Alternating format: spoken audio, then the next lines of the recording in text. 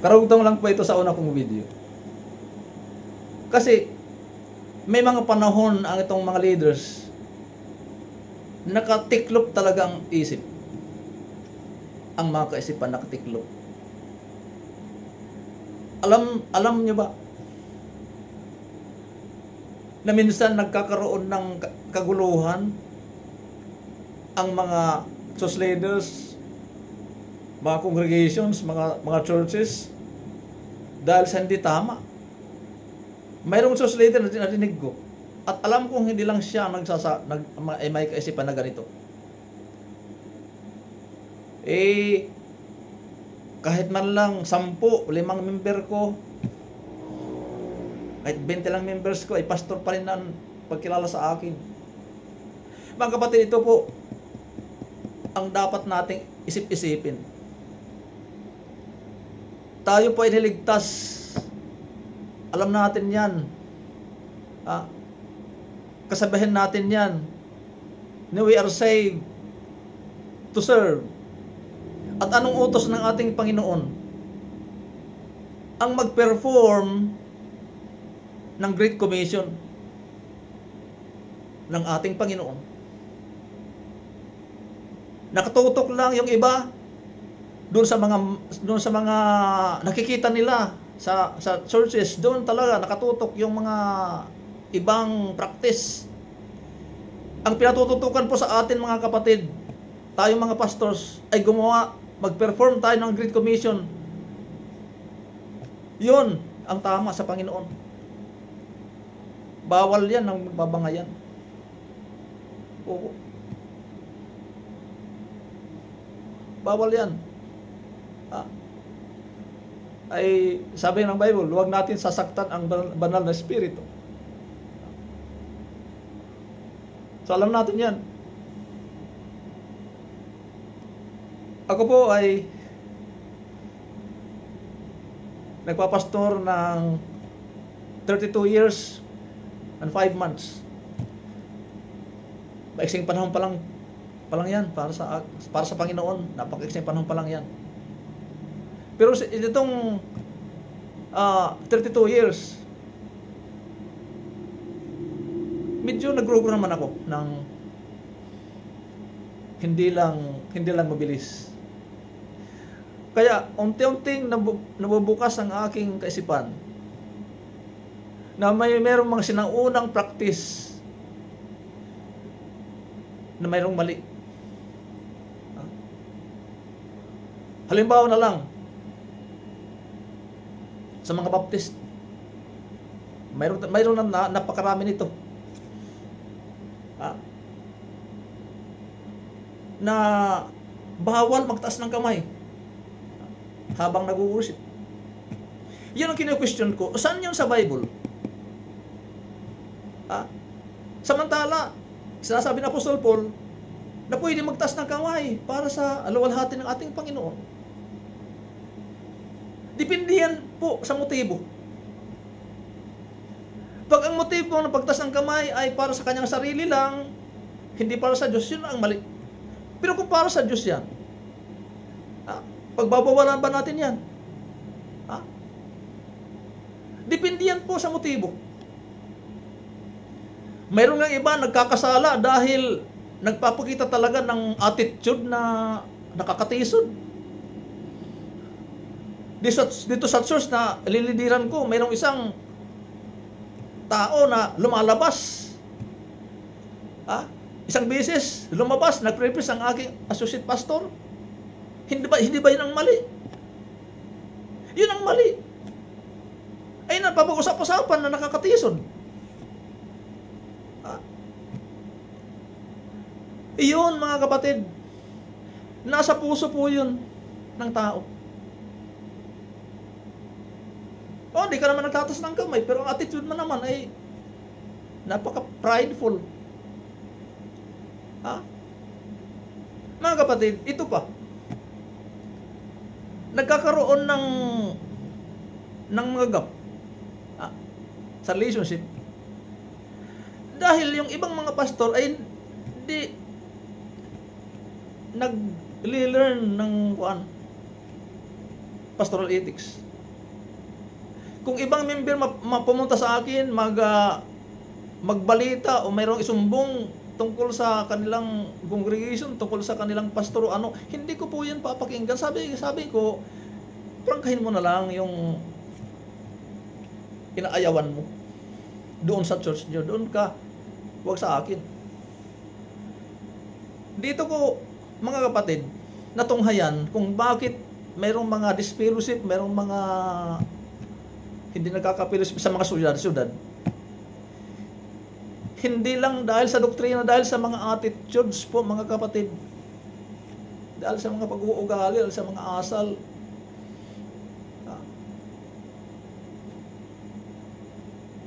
Ito, sure na po ako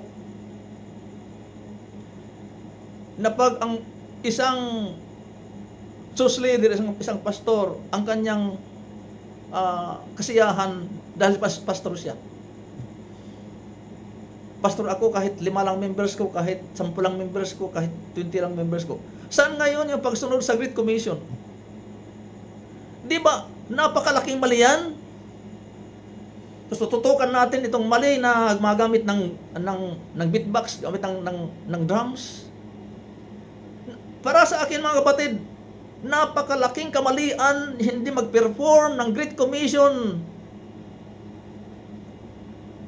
Kaya, mabibigas ko dito na mayroong mga leaders ang tagal na 50 years na dahil hindi gumagawa ng Great Commission hanggang namatay ang members ay 30 lang. Hindi po yun tama, mga kapatid, dahil ang utos sa atin mag-perform tayo ng Great Commission, tayo mag-sulwin, tayo mag-disciple. Tapos tinututukan itong mga bagay na hindi naman una. Dapat natin una tutukan ang pag-perform ng Great Commission, mga kapatid. Ngayon, kung mayroon mang magko-comment sa akin, tatanungin ko kayo, ilang minuto, ilang oras ang ginugugol nyo sa prayers? Ako ay nakakatanda. Natatandaan ko, nag-attend ako ng isang conference. Noon pa nga yun, 1991. Dito sa Region 8, hindi ko sasabihin ko saan. Hindi pa ako pastor noon, 1991. Noon pa yun, 1991. Sabi nila, nakakalungkot. Kulang sa mga prayers ang mga pastors. Hindi pa ako pastor noon. 2 taon pa bago ko magpastor. Pag tayo pinagkulang sa prayers, nagkukulang tayo sa Great Commission ng ating Panginoon. Dahil ang prayer po ay kasali na utos ng ating Panginoon na tayo ay mag-pray ng dagdag pa ng mga spiritual laborers. Yan ang mga pagkukulang. Hindi una itong mga doktrina, mga ugali po yan. Ugali po yan. Dito sa puso. Tayo pa'y mag-grow. Hindi na habang nagtatagal na pakitid ang ating mga pag-iisip. At ako po naniniwala na ang pastor hindi lang church ang kanyang responsibilidad. At naniniwala po ako ng mga pastor ay responsibilidad din niya yung komunidad, yung munisipalidad, yung syudad na kanyang pinagtatrabahuan. At least pupuntahan naman lang yung mga mayors, yung mga government official dyan, ipag-pray sila. Nandyan sa Bible.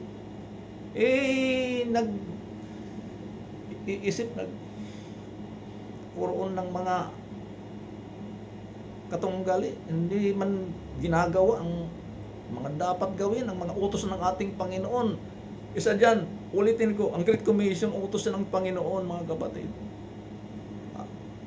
Harapin natin sila kahit gaano sila katataas ang antas ng buhay. Bakit tayo matatakot? Ah, walang dapat ikatakot, i-share ang gospel sa kanila. Maniwala sila o hindi, i-persecute tayo, hindi tayo lugi. Yun dapat ang tutukan, hindi itong mga bagay-bagay dyan, mga nangyayari sa ibang churches, hindi natin na dapat papakialaman yan, mga kapatid. Nagkakaroon ng gap ang ibang iba. Mga ugali, mga kapatid. Mga ugali po yun.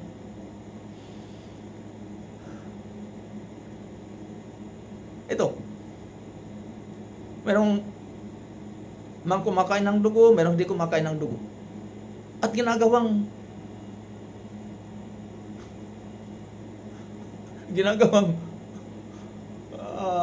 gap.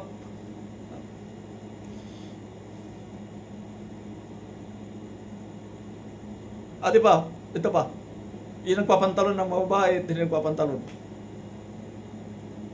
Na isang beses nakadinig ako ng isang inimbita, isang pastor, na mag-preach sa kanilang sus upang masuportahan. Inatake niya yung mga nagpapantalon. Ay, anong nangyari? Hindi tinuloy ang support. Pag po tayo hindi mag-grow, pinsalang ating leadership. Pinsalang ating relationship. Pasalamat ako sa mga pastors na nag-train sa akin. At yung mga pastors na nag-train sa akin, ginagawang controversial. At sa akin mga pakikinig, ang dami ko nang nadinig ng mga preachers sa pag-aaral, paano mag-exegete, mga kapatid. Itong mga pastors na ginagawa nilang controversial, yun ang mga tama, ang interpretation, tamang pag-exegete ng salitang ating Panginoon.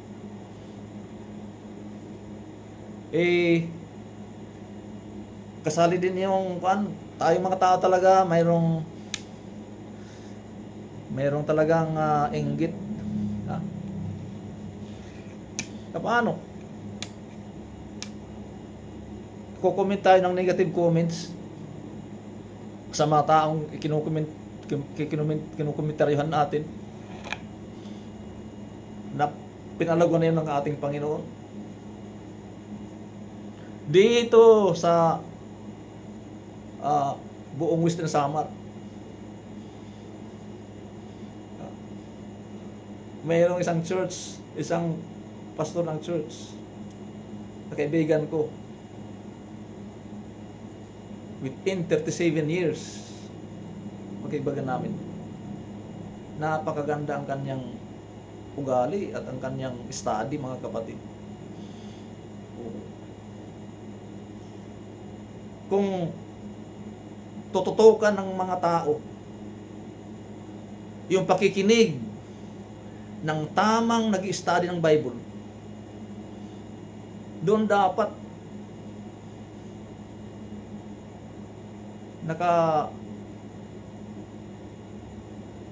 nakabase ang ating stand sa tamang interpretasyon, sa tamang pag-expound ng Bible, mga kapatid. At ito ba, inaatake nitong iba yung mga ordination na maraming questions. At yun ang tama. Ang ordination, ang maraming question, dahil dadalawa yung purpose ng ordination, to test your study, kung talaga totoong nag-study ka ba,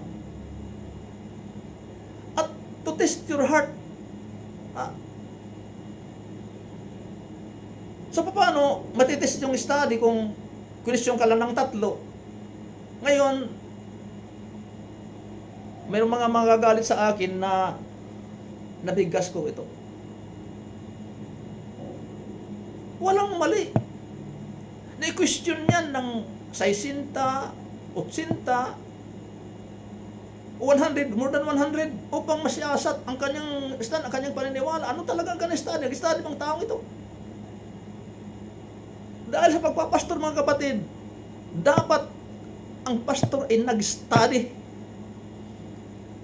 ng tama. Sa totoo lang, mga kapatid, nandyan ako sa hindi kumakain ng dugo.